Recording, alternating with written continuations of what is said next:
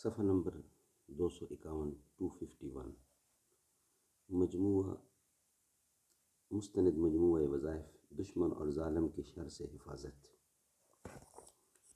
قرآن و سنت اور اولیاء کرام کی دعاؤں کا نادر مجموعہ، دل اور دماغ کو سکون پہنچانے والی دعاؤں کا نادر مجموعہ مستند مجموعہ وظائف حضرت مفتی نظام الدین شامزی شہید رحمۃ اللہ۔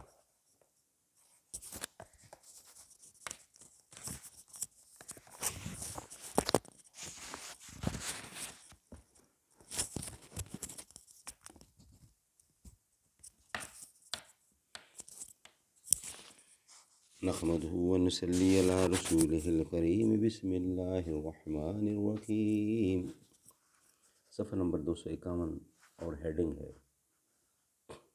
دشمن اور ظالم کی شر سے حفاظت کے لیے دعا۔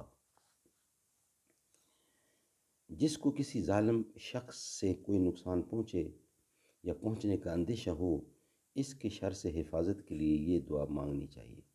ربنا لا تجعلنا فتنة للقوم الظالمین، اے ہمارے پروردگار ہمیں ظالم لوگوں کا نشانہ ستم نہ بنائیو۔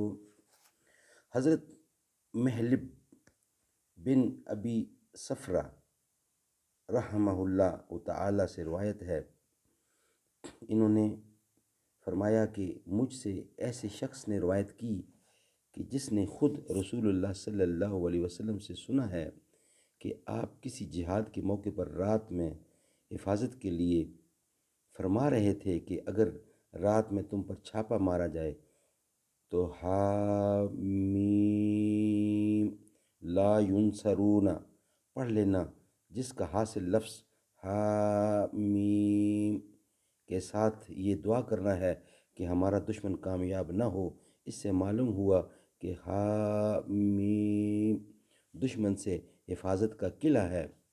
حضرت ابو ہریرہ رضی اللہ تعالیٰ سے روایت ہے کہ رسول اللہ صلی اللہ علیہ وسلم نے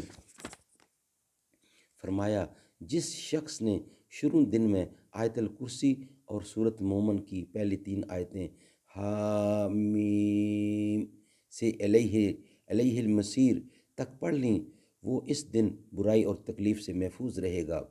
فائدہ: کسی کی آہ اور بد دعا نہ لینا، حتی الامکان گناہوں سے پرہیز کرنا، اللہ تبارک و تعالیٰ کی محبت دل میں بٹھا کر خشوع و خضوع سے نماز با جماعت کا اہتمام کرنا اور ہر وقت باوضو رہنے کی کوشش کرنا ہے۔ ان اعمال کے اہتمام سے بھی شرور سے پناہ حاصل ہوتی ہے۔ صدق اللہ العلی العظیم۔